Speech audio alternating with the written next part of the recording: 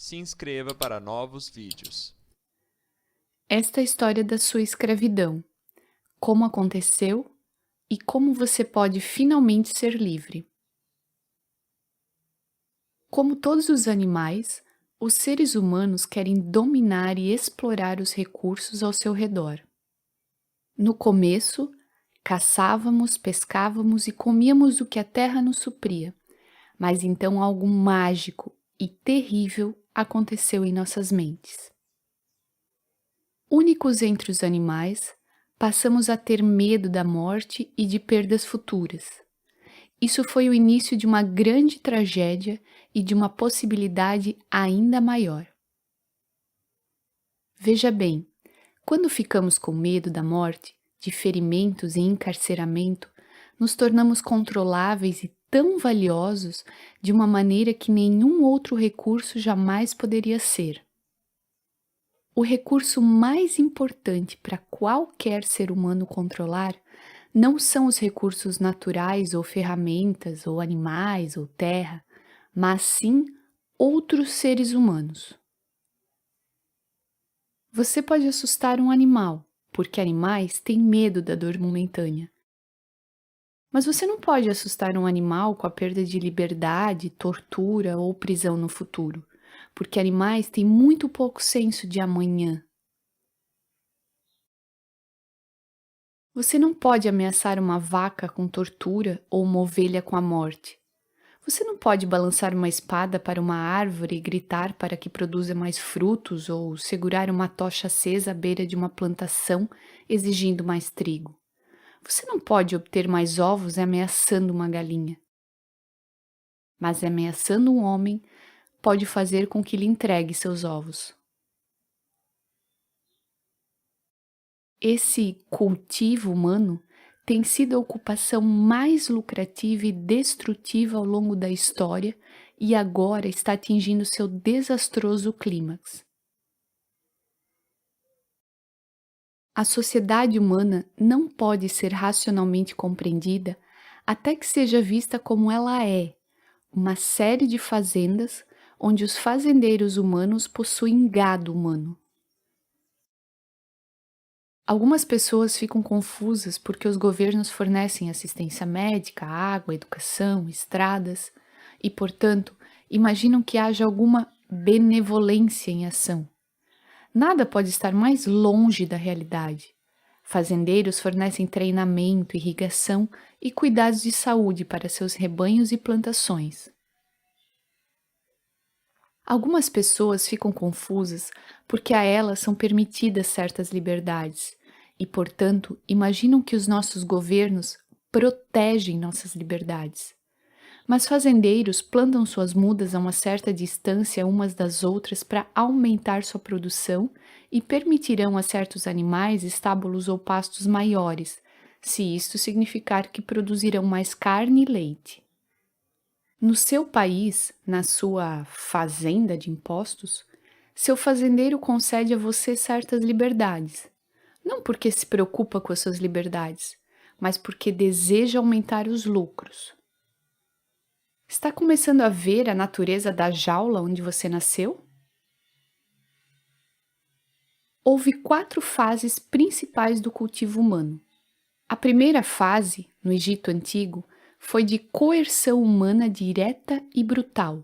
Os corpos humanos eram controlados, mas a produtividade criativa da mente humana permaneceu fora do alcance do chicote, do ferrete e dos grilhões. Os escravos permaneceram lamentavelmente pouco produtivos e demandavam enormes recursos para controlá-los. A segunda fase foi o modelo romano, em que os escravos tinham alguma possibilidade de liberdade, engenhosidade e criatividade, o que elevava sua produtividade. Isso aumentou a riqueza de Roma e, portanto, a receita tributária do governo romano. E com essa riqueza adicional, Roma se tornou um império, destruindo as liberdades econômicas que alimentaram seu poder e entrando em colapso. Tenho certeza de que isso não lhe parece totalmente desconhecido.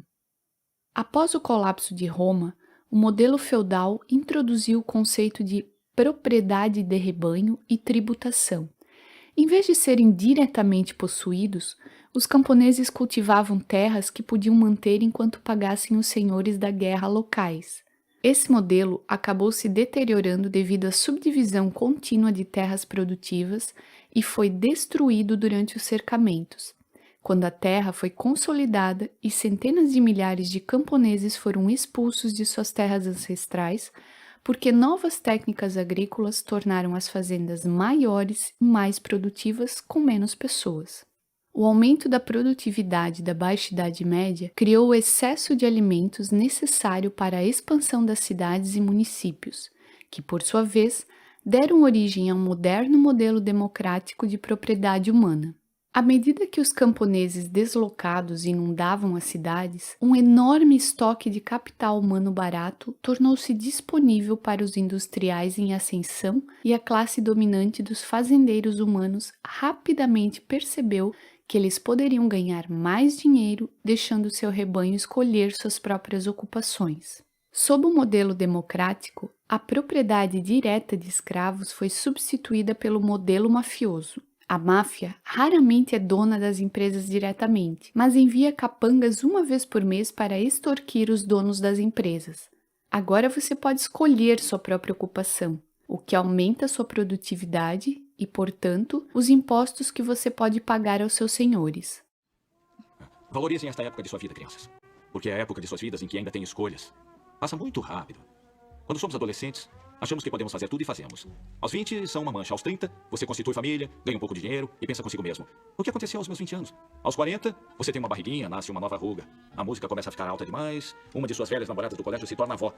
Aos 50, você faz uma pequena cirurgia chamada de procedimento, mas é uma cirurgia. Aos 60, faz uma grande cirurgia. A música continua muito alta, mas isso não importa, você não consegue mais ouvir. Aos 70, você e sua esposa se aposentam e vão viajar.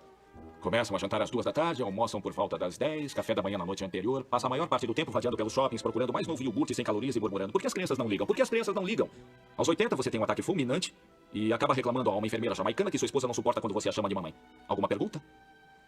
Suas poucas liberdades são preservadas porque são rentáveis para os seus proprietários. O grande desafio do modelo democrático é que os aumentos de riqueza e liberdade ameaçam os fazendeiros. As classes dominantes inicialmente lucram com o mercado relativamente livre de capital e trabalho, mas, à medida em que seus animais se acostumam com suas liberdades e com uma riqueza crescente, eles começam a questionar: por que afinal precisam de governantes? Bom, enfim, quem foi que disse que cultivar humanos era fácil? Manter o rebanho tributário preso com segurança nos complexos das classes dominantes é um processo de 3 fases. A primeira é doutrinar os jovens por meio da, entre aspas, educação estatal. À medida que a riqueza dos países democráticos crescia, as escolas estatais eram infligidas universalmente a fim de controlar os pensamentos e as almas dos rebanhos. A segunda fase é colocar os cidadãos uns contra os outros, por meio da criação de um rebanho dependente. É muito difícil governar os seres humanos diretamente por meio da força, e onde isso pode ser alcançado, permanece debilmente subprodutivo, como pode muito bem ser visto na Coreia do Norte. Os seres humanos não se reproduzem bem nem produzem eficientemente em cativeiro direto. Ah, mas se os seres humanos acreditam que são livres, produzirão muito mais para os seus fazendeiros. A melhor maneira de manter essa ilusão de liberdade é colocar parte do rebanho na folha de pagamento do fazendeiro. As vacas que se tornam dependentes da hierarquia existente atacarão quaisquer outras vacas que apontem a violência, hipocrisia e imoralidade da propriedade humana. Os oficiais colocaram Grant com o rosto no chão, com um oficial perto de sua cabeça, um segundo perto de suas costas e um terceiro oficial próximo em pé. Parece haver uma breve luta. Então um veterano de 2 anos da BART levanta, saca sua arma e dispara. Let him go!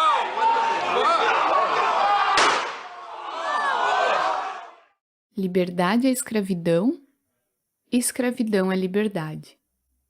Se você consegue fazer com que as vacas ataquem umas às outras sempre que alguém traz à tona a realidade de sua situação, Então você não precisa gastar tanto controlando-as diretamente.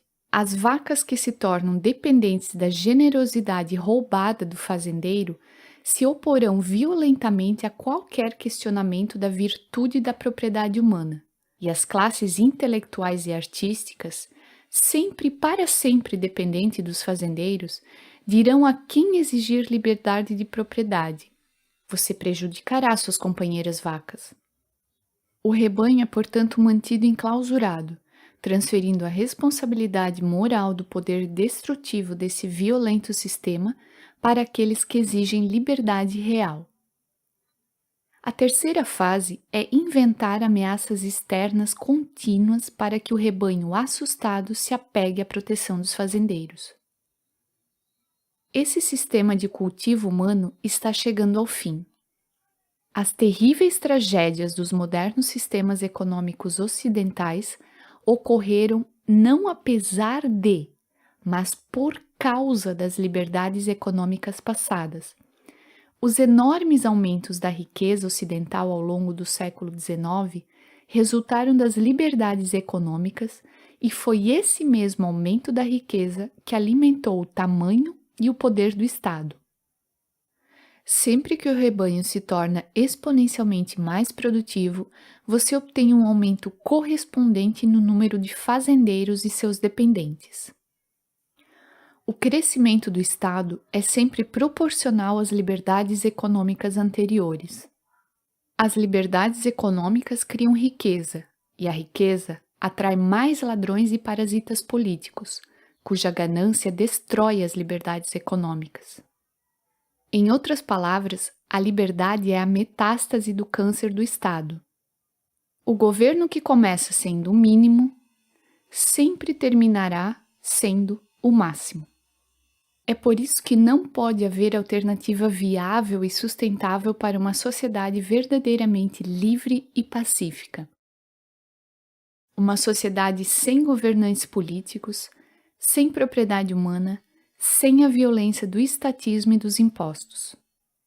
Ser verdadeiramente livre é, ao mesmo tempo, muito fácil e muito difícil. Evitamos o horror de nossa escravidão porque é muito doloroso olhá-la diretamente.